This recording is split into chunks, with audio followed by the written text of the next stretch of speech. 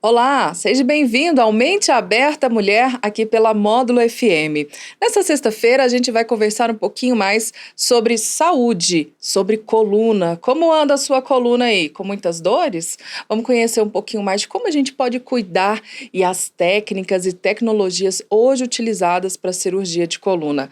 Mas mais do que isso, eu quero contar para vocês a história desse patrocinense que hoje reside em Belo Horizonte, mas pelo que a gente acompanha nas redes sociais, anda o mundo inteiro apaixonado pelo que faz. Eu falo de Marlon Sudário, que é cirurgião, né, e ele cuida de coluna vertebral. É membro da Sociedade Brasileira de Ortopedia e Traumatologia e membro da Sociedade Brasileira de Coluna. Marlon, seja bem-vindo aqui no Mente Aberta Mulher. Bom dia a todos, boa tarde a todos. É um prazer estar aqui no programa e tentar falar um pouco sobre a minha carreira e sobre a especialidade que eu faço atualmente, né, e venho desenvolvendo nos últimos anos. E é um prazer estar aqui com vocês. Marlon, o prazer é todo nosso de ter você aqui no Mente Aberta, para você conhecer um pouquinho mais do nosso programa e quem nos ouve. O Mente Aberta ele tem o intuito de contar histórias, trazer aqui exemplos de empreendedorismo, temas relacionados a negócios, ao universo feminino. E você hoje é o nosso bendito ao fruto aqui no programa, né? Para a gente falar, eu queria ressaltar duas coisas. Primeiramente, essa questão do cuidado com a coluna, mas também contar a sua história como empreendedor, né, na medicina. Então eu vou começar com aquela pergunta bem clichê aqui no interior de Minas, né? É filho de quem? Você é de Patrocínio? Já saiu daqui tem muito tempo? Bem, a minha história ela começa em Salvador, onde eu nasci. É soteropolitano, então? Soteropolitano. E aos 3 anos de idade, a minha família ela mudou para Patrocínio. Uhum. E desde então eu fui criado nessa cidade, onde os meus pais, com mais 2 irmãos, e essa criação ela passou pelas escolas da cidade, a escola normal, a escola Norato Borges, o Dom Lustosa, o Colégio Atenas, e terminou com o serviço militar no tiro de guerra, no TG 04020, onde eu tenho orgulho de ter feito vários companheiros lá. Muitos amigos? Muitos amigos, né? As amizades, elas não acabam, e essa cidade representa muito para mim. E sempre que eu venho aqui é emocionante, é um orgulho. E para todos que eu caminho mundo afora, em Belo Horizonte, eu conto que eu sou da cidade de Patrocínio. Como é que você caminhou para a medicina? Como é que foi essa escolha na sua vida?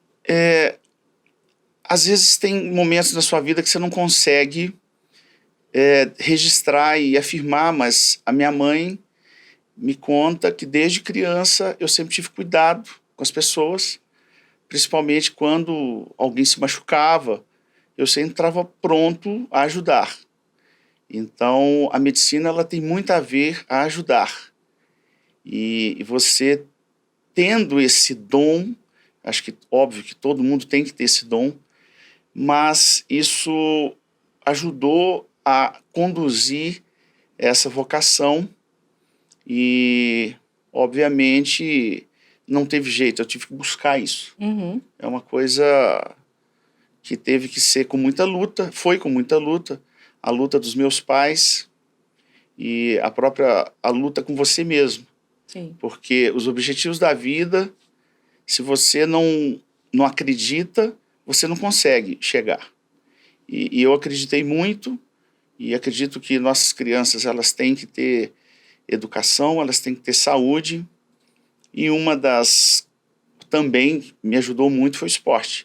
Eu fui jogador de vôlei por 6, 7, 8 anos. A altura ajuda, né? E joguei no PTC, joguei pela cidade, joguei nos Gimes. Olha, você chegou então a quase profissionalizar. É quase, mas era uma paixão. E durante o período de faculdade, era os cinco anos que eu fiquei na faculdade, o último ano é o internato, eu joguei vôlei e é uma grande paixão. O esporte é necessário na vida das pessoas. E onde você foi buscar esse conhecimento para medicina, para essa sua paixão? Eu fiz minha faculdade na Universidade Severino Sombra, na cidade de Vassouras, no Rio de Janeiro. Foram 6 anos de faculdade. A escolha pela ortopedia, ela me fez procurar hospitais, referência nessa especialidade. Essa especialidade ela foi feita nos hospitais Mater Dei Evangélico de Belo Horizonte. Uhum. E durante a formação de cirurgia ortopédica, eu desenvolvi o gostar e a paixão pela cirurgia de coluna. E assim eu fui fazer a minha subespecialidade em cirurgia da coluna nos hospitais Ortopédico e Belo Horizonte e Hospital da Baleia, que são referência nessas técnicas, né, com os melhores cirurgiões referência do no país, Brasil, né? Referência no Brasil, os melhores cirurgiões de Belo Horizonte, de Minas Gerais e do Brasil. E daí, nesse meio de tempo, você não voltou mais para patrocínio? Isso. A vida tomou outro rumo. A vida tomou outros aí rumos. Veio a esposa, os filhos. Sim, e essa necessidade de voltar para poder ficar próximos desses parentes, dos amigos, que são, de certa forma, a base disso tudo que eu estou contando aqui. Então, nos últimos anos, eu comecei a retornar mais a patrocínio, e isso tem me feito muito bem. Como é que você vê a patrocínio de quando você saiu daqui, o que, há 20, 30 anos atrás? Há 32 anos atrás. E a patrocínio de hoje? Você vê muitas mudanças? Como é que é essa percepção que você tem? Eu percebi que a cidade... Eu acompanho a cidade na internet, né? Acho que uma coisa que ajudou muito, mesmo a gente estando distante, é as redes sociais, a própria internet. E eu vi que a cidade cresceu, e sempre me informando sobre o que está acontecendo na cidade, por amigos mesmo, né? Mesmo à distância. A cidade cresceu muito, a cidade está mais bonita, a cidade está mais... ela está mantendo o padrão que era. Obviamente, como todo crescimento, existem situações que têm que ser controladas, mas a cidade está linda. Essa é o que eu posso dizer. E quando a chegada do Tijuco realmente emociona qualquer um, que é a chegada de quem está vindo de Belo Horizonte, né? Sim. Então, tem muitas lembranças. Muitas você, lembranças. Né? Vamos falar dessa sua experiência, então, na ortopedia, né? Que você falou que você foi buscar isso em hospitais de referência. Eu acompanho as suas redes sociais e lá eu vejo que você se dedica muito, principalmente no estudo. O que você vê na evolução? Porque você focou na questão de tratamento de coluna, mas cirúrgico, né? Os casos cirúrgicos. O que evoluiu nesses últimos anos? Nos últimos... no mundo, dos últimos 30 anos. No Brasil, nos últimos 12 a 13 anos. A cirurgia, ela evoluiu para um processo de menos agressão no corpo. Da mesma forma que as cirurgias avançaram no tórax e no abdômen, com incisões menores para gerar menos agressão ao corpo, menos perda sanguínea, um melhor pós-operatório, um menor uso de analgésico, um retorno precoce às atividades do trabalho. A cirurgia da coluna foi o último local do corpo humano onde essas cirurgias elas foram desenvolvidas. Então, hoje é possível, por incisões menores de 1 centímetro, 7 milímetros, o cirurgião o cirurgião atingir as patologias que estão gerando, no caso das doenças degenerativas, provocando dor nos pacientes. Então, esses pacientes são beneficiados e, obviamente, esses casos são selecionados. O paciente ele é levado para a cirurgia, depois de ser submetido a um tratamento conservador. Quando você diz tratamento conservador, seria o quê? Fisioterapia? Fisioterapia, alongamentos, os medicamentos. E quando não tem mais solução mesmo, mais vê solução que o paciente vai. Na verdade, a maioria dos problemas se resolvem com o tratamento conservador. Então, o bom dessa técnica é que esses pacientes que não conseguiram chegar ao alívio da dor, é possível fazer cirurgias com pequenas incisões. E isso faz com que esses pacientes tenham melhor qualidade de vida, principalmente tirá-los do sofrimento, né? A dor é um sofrimento. Sim. Então, nós precisamos reduzir isso. Existe um tempo que a literatura fala para os pacientes serem submetidos ao tratamento conservador, e respeitando esse tempo, os pacientes são encaminhados, selecionados para a cirurgia. Óbvio que a dor tem um limite. Se a dor é excruciante e não melhora com medidas mais agressivas, conservadoras, quando eu digo agressivas, no sentido de medicamentos mais potentes, bloqueios, aí esses pacientes eles podem ser submetidos por essas cirurgias. Agora, Marlon, dos atendimentos que você tem, o que você observa essa questão de cuidado com a coluna? Isso está relacionado à genética, só a traumas mesmo, ou a sobrepeso, o estilo de vida? O que mais tem levado as pessoas a terem problemas de coluna? O problema degenerativo da coluna, ele, no caso mais comum, né, que a gente tem, todo mundo sabe, é a hérnia de disco. Essa hérnia de disco, ela é proveniente de um processo degenerativo que essa coluna passa, e esse processo degenerativo ele é decorrente de problemas hereditários, genéticos, né, que são um dos fatores. O tabagismo é um outro fator. A obesidade mórbida, que gera sobrecarga sobre os discos, e o próprio trabalho. Então, se o paciente trabalha, não tem uma postura correta, e mesmo não só a postura no trabalho, mas é a postura no dia a dia. Todos nós temos que preocupar com o controle do peso, preocupar em fazer atividade física, preocupar em fazer alongamentos e fazer com que a gente proteja a coluna, porque os discos da coluna intervertebral eles são amortecedores. Eles, além de amortecedores, eles criam estabilidade, só que com o tempo esse disco também degenera, não só pelos processos hereditários, mas à medida que o corpo envelhece, o disco intervertebral também envelhece. Tem uma idade, uma média de idade ali em que esses problemas eles vão se concentrando e aparecem mais?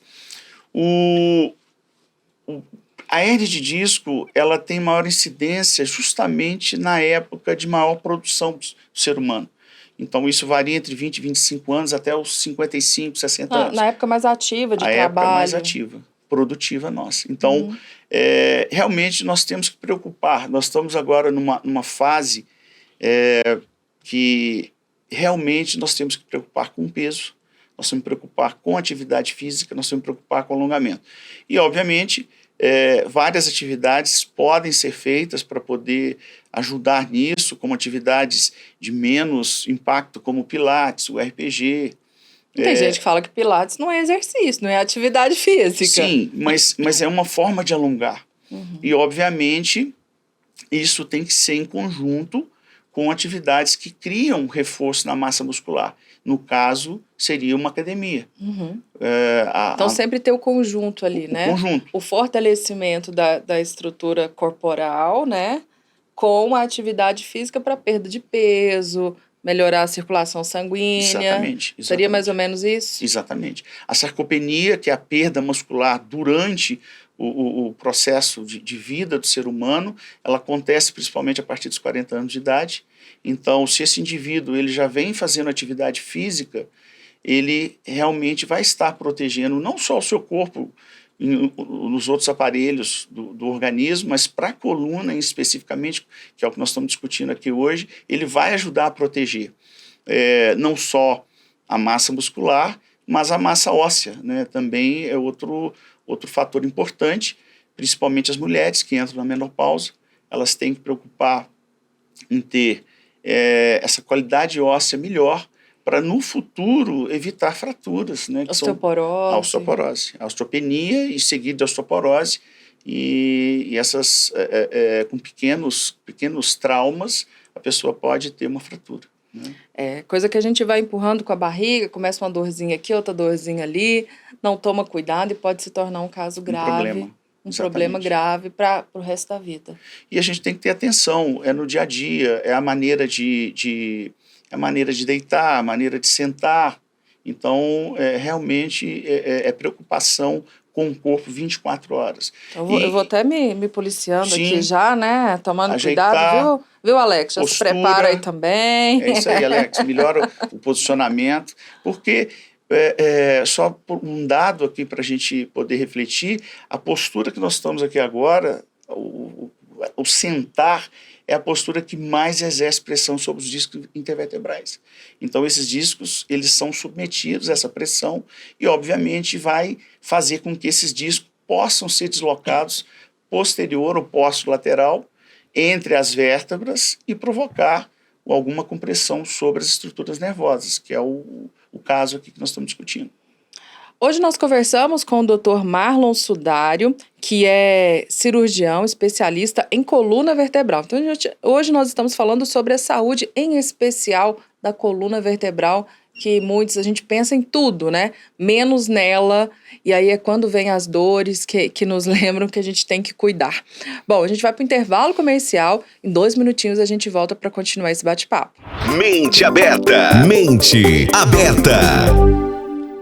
Estamos de volta com Mente Aberta Mulher desta sexta-feira. E hoje a gente está falando sobre a questão de saúde e os cuidados com a coluna vertebral. Eu converso com o Dr. Marlon Sudário. Hoje ele mora em Belo Horizonte, mas é um patrocinense de coração, né? Descobri hoje também, porque você é soteropolitano. Agora, Marlon, às vezes... Quem são seus pais aqui? Alguém que nos ouve, né? Tá ouvindo aqui a entrevista. Fala, quem é esse moço que está falando? Alguma referência no nome dos seus pais, que as pessoas que nos ouvem possam fazer esse link aí de quem é o Marlon que está aqui com a gente? O papai é falecido, né? E ele, o nome Fortunato Sudário da Silva, ele trabalhou no Benge por muito tempo aqui no extinto Benge, né? Sim. Em Patrocínio. Ele não era daqui, mas amava essa cidade. E então ele escolheu o Patrocínio para viver. E minha mãe é Maria Alves de Lima e Silva, professora da cidade de Coromandel, e também escolheu o Patrocínio e ama Patrocínio de coração. A mamãe é viva, ela está com 84 anos, ela mora em Belo Certamente Horizonte. está nos ouvindo, nos assistindo. Vou mostrar para ela a entrevista.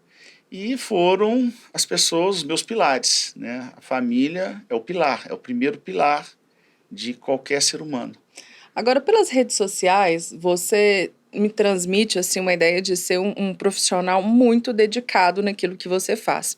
E uma das coisas que eu vejo lá são as diversas viagens e contatos internacionais que você tem. Me fala um pouco mais sobre essa questão, né, essas experiências internacionais que você tem e o que elas influenciam no seu trabalho aqui em Belo Horizonte. Bem, a cirurgia da coluna ela se divide em várias áreas. Você tem a área da doença degenerativa da coluna, que especificamente são os discos intervertebrais que a gente estava falando sobre eles, que provocam as hérnias de discos. Você tem tumor, você tem trauma, né? E deformidade também. E hoje eu me dedico mais à área da doença degenerativa da coluna. E uma das principais patologias da doença degenerativa é a hérnia de disco. Né?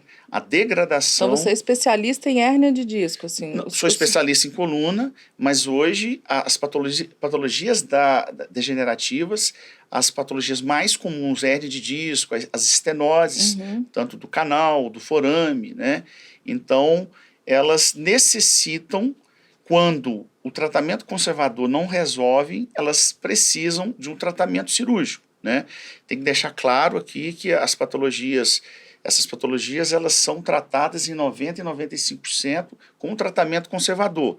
Então, o tratamento cirúrgico é muito restrito. É a última opção. É a última opção. Então, existe uma escalada de procedimentos que tem que ser feito, dentre eles o conservador, até chegar no tratamento cirúrgico. O tratamento cirúrgico, padrão ouro, até alguns anos atrás, é a microcirurgia, que eu fui treinado a fazer a cirurgia com o microscópio ou com a lupa, para poder fazer as descompressões da coluna. E, paralelo a essas técnicas elas iniciaram o seu desenvolvimento há 30 anos atrás. As técnicas minimamente invasivas. Então você veio evoluindo profissionalmente com todo esse desenvolvimento. Sim. E essa necessidade de fazer esse aprimoramento, diminuir essas incisões, diminuir essa agressão, me levou, em 2009, a iniciar os treinamentos, né? E a partir de 2010, iniciar a cirurgia que é menos invasiva na coluna. Ela se chama cirurgia endoscópica da coluna vertebral. Com esses procedimentos, com incisões de 7, 8 milímetros, às muito vezes pequeno, milímetros, né? milímetros. Você pegar a régua ali, é aqueles pontinhos, aqueles risquinhos que ficam ali. Você consegue abordar a coluna de uma forma menos invasiva e fazer as descompressões, que eu não falei em nenhum momento aqui em cirurgias de fusão. A cirurgia de fusão, popularmente, é a cirurgia que coloca o parafuso, para as pessoas entenderem. Sim, né? Assim, popular, né? Popular. E quando é necessário uma cirurgia de fusão, ela é muito bem-vinda, é um grande armamento. Só que cirurgias de fusão também têm problemas. Então, a gente quer fazer uma cirurgia menos agressiva para esse paciente e evitar que ele passe por um procedimento maior, que já é uma cirurgia maior, mesmo ela sendo feita minimamente invasiva. As cirurgias com parafuso, elas podem ser feitas minimamente invasivas. Recentemente a gente viu aí no Brasil o caso do Wesley Safadão, né? Sim. O cantor que teve que interromper a vida praticamente, os shows e todos os compromissos. O Fantástico até fez uma reportagem com ele ali, mostrando todo o processo, e viu a questão foi uma coisa muito rápida, até que veio os sintomas mais graves e ele já passou por um processo de cirurgia. Isso foi com ele, né? Mas assim, para nós, simples mortais, acontece isso também? São processos hoje mais ágeis de chegar a essa solução? Ou como é que é? O que eu vi nas redes sociais sobre o processo do cantor, mas o que tem que ficar aqui bem claro e que foi registrado e foi mostrado nas redes é a dor incapacitante que ele teve, né? Que ele teve. E algumas alterações funcionais que aparentemente iniciaram. Essas alterações, a hérnia de disco pode provocar alterações na bexiga, alterações intestinais, alterações de sensibilidade na região perianal, na região da genitália. Então, são sinais maiores de gravidade e esse paciente tem que ser abordado em 24, 48 horas. Marlon, você me trouxe uma curiosidade. Eu que estou aqui, que não sou cantora nem nada, mas fico muito tempo sentada ou carrego bastante peso, trabalho em atividades, né, muito braçais e tudo mais. Quais são os sintomas que já começam a aparecer, além da dor aguda, mas antes dela, alguns sinais que podem aparecer que a gente não se atenta e que já indicam que devemos pesquisar para ver se não tem nenhum caso grave em decorrência da degeneração da coluna? A lombalgia é um sintoma comum. Então, lombalgia, a dor na coluna. A dor na coluna. A lombalgia, a gente tem duas situações. A lombalgia aguda é a lombalgia que acontece e dura até um mês. A lombalgia subaguda, ela inicia e dura até 2 meses. E a lombalgia crônica, que ela passa dos 3 meses. Quando o processo de lombalgia acontece, não necessariamente não quer dizer que tem que ser feito algum tipo de procedimento cirúrgico. Uhum. Você tem que preocupar em manter, como nós dizemos aqui, o peso, o alongamento, o preparo físico, o reforço muscular. Mas já devo procurar um ortopedista para me encaminhar o melhor tratamento. Sim, aí você vai procurar, principalmente quando essas dores não melhoram. Então serão solicitados exames, o médico vai escutar a história do paciente. Isso é fundamental. Às vezes você está com o paciente, só de ouvir a história, você já encaminha para algum diagnóstico. Mas isso se soma ao exame físico, né? Sim. Que vai ajudar a fechar mais ainda esse diagnóstico. E os exames, eles são complementares. Tanto é que a gente chama esses exames de complementares porque eles vão ajudar o médico a fechar o diagnóstico. Então, existem situações, no caso da hérnia de disco, quando ela é grave, que se chama síndrome da cauda equina, quando a hérnia é muito volumosa, ela invade o canal vertebral e comprime maciçamente os nervos, principalmente no caso que nós estamos falando da região lombar, e vai levar a alterações motoras, né, da função da força muscular, vai levar a alterações sensitivas, e esse paciente ele vai sentir alterações sensitivas irradiadas para as pernas, são os casos mais graves, e pode levar a alterações de bexiga, de intestino, inclusive até a função genital do ser humano, do masculino e feminino. Mas, no geral, a radiculopatia, que é a dor irradiada, foi que você mencionou, quando o paciente começa a sentir dores irradiadas para os membros inferiores. Quando eu digo isso, é quando o paciente sente dor nos glúteos, na nádega, irradiadas por região posterior da coxa e que descem até até o calcanhar, até o calcanhar, o dorso do pé. E nós temos também radiculopatias altas, que podem, por compressão, não são tão comuns como as baixas, mas comprimia e a pessoa sentia alterações sensitivas na região anterior da coxa. Então deve ficar atento a isso, né? Tem que ficar atento a isso, né? E principalmente quando o sintoma não melhora.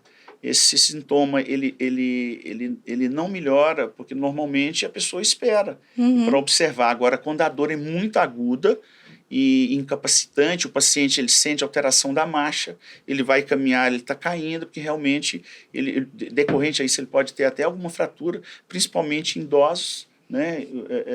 Obviamente as hérnias não são tão comuns em idosos, mas nós temos problemas na terceira idade, que são as estenoses. O que é a estenose do canal?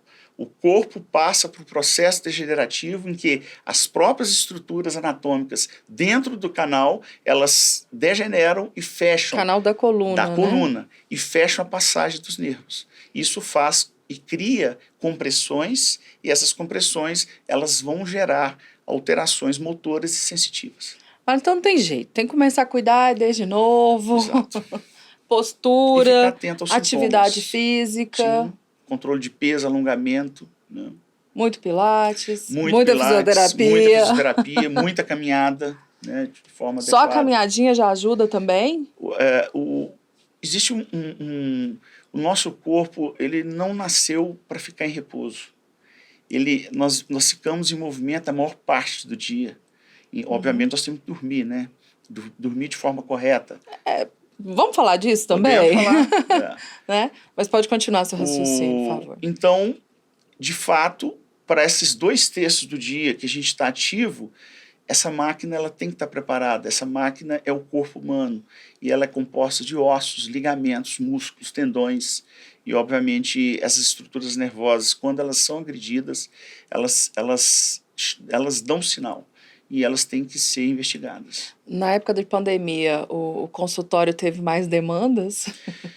Na verdade, o que aconteceu? O processo da pandemia, obviamente, ele criou um repouso, entre aspas, das pessoas, nós tivemos que ficar restritos em casa, né? Mas, ao mesmo tempo, o corpo perdeu músculo. Houve uma perda muscular, não só a questão psicológica, pelo fato do isolamento. Então, de fato, as pessoas perderam o condicionamento físico, não tem dúvida. E agora é tempo para poder recuperar. E ganharam peso também. Sim. Porque a gente ficou quieto em casa. Então o momento agora é não só preocupar com a coluna, mas é preocupar com o corpo no geral, procurar o médico para fazer uma avaliação, fazer os exames laboratoriais, fazer os exames necessários para poder fazer esse check-up, vamos dizer. Você está falando aqui, me ocorreu uma coisa, Marlon. E fala assim, mas beleza, eu não tenho dinheiro para pagar o médico. Hoje o nosso sistema público de saúde, ele oferece várias opções também. E já que é um check-up, tem um tempo ali até que saem os exames e tudo, é aconselhável que se procure um postinho, procure a orientação de um profissional. Sim, sempre é importante ter um médico para conduzir esse raciocínio. Não só, hoje todo mundo hoje, vamos dizer, não todo mundo, mas a maioria das pessoas hoje tem um celular. Então, você tem informações que às vezes não são produtivas e tem boas informações. Igual nós estamos discutindo coisas interessantes sobre saúde aqui. Então, a informação nos últimos anos ela está disponível nas redes sociais, está disponível na internet.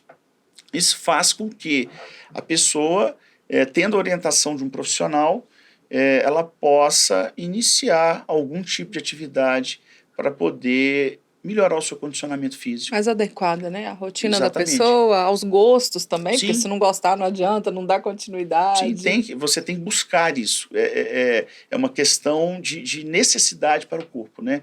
E esse paciente, tendo essa orientação, ele consegue fazer alguma coisa.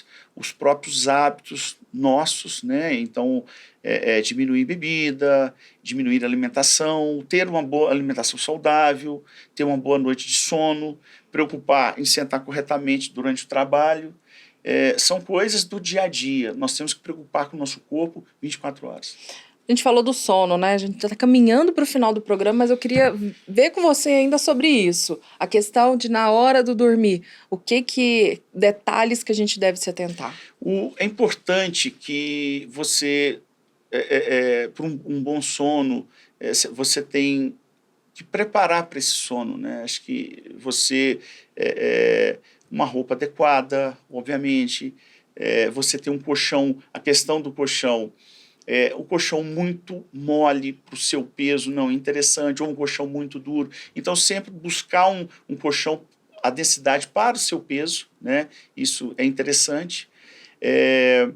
A postura de dormir, o decúbito ventral, que é dormir de bruço, né? Então, não é uma aconselhável o decúbito ventral, porque isso acaba colocando a coluna em extensão, mas o deitar de lado, colocando um travesseiro à altura do ombro e pescoço, tá? Isso é interessante. No meio das pernas também? E no meio das pernas. E as pernas não esticadas, mas as pernas fletidas. Então, o que eu digo é 2 travesseiros ou 3, porque o terceiro você pode abraçar ele ainda. Ficar mais confortável. Você ficar mais confortável com a coluna. Ok, já tem um companheiro, dorme de também, conchinha. você pode usar o companheiro também. Mas a postura para dormir é muito importante. E principalmente os pacientes que têm problemas na coluna e estão em crise, né? Então, é interessante você ter uma boa postura. Nós conversamos hoje com o Dr. Marlon Sudário, direto de Belo Horizonte, passando aqui por Patrocínio, veio rever alguns amigos, matar saudade da cidade. Não é a cidade natal, mas é a cidade natal de coração, né, Marlon? Com certeza. E a gente aproveitou aqui para bater esse papo, conhecer um pouco mais do trabalho dele e essas dicas para a gente poder se cuidar. Porque, afinal de contas, a gente deseja tanta coisa nessa vida, né? Um carro melhor, uma casa melhor, mas sem a saúde a gente não faz nada. Marlon, muito obrigada pela sua presença aqui, por nos dar essa meia horinha da sua passagem por Patrocínio. E os microfones ficam abertos para os seus agradecimentos finais. Olha, é muito emocionante estar aqui e ter essa oportunidade que a Lena me deu de poder aqui falar alguma coisa sobre a minha vida, sobre o que eu faço hoje. E eu procuro sempre melhorar, como nós discutimos aqui, e ela fez a referência. Eu visitei países, referências nessa técnica que eu faço hoje. Eu tive treinamento com um médico que inventou a técnica. Ele já parou de operar, ele tem 84 anos. Ele é meu amigo pessoal. É chinês? Eu vejo muito na China. Ele é um chinês naturalizado americano. Ele mora em Phoenix, nos Estados Unidos. E realmente essa técnica ela mudou a minha vida. E eu conheci pessoas incríveis. A Alemanha é outro centro de referência, um dos maiores centros de referência, e eu tive a oportunidade de ir 5 vezes na Alemanha. A Coreia, um dos parceiros do nosso curso que nós estamos desenvolvendo na cidade de Juiz de Fora, nós temos a participação do Dr. Lu Kim, ele é o nosso mentor internacional da Coreia do Sul. E no último ano, só para a gente finalizar isso, é um dado que eu queria falar com orgulho, nós conseguimos não só nosso treinamento, que está sendo desde 2009, mas a necessidade de passar todo esse aprendizado, esse conhecimento para outros médicos. Então, desde o ano passado, nós já treinamos mais de 120 médicos na cidade de Juiz de Fora, na técnica endoscópica da coluna, e esses médicos estão espalhados no Brasil inteiro.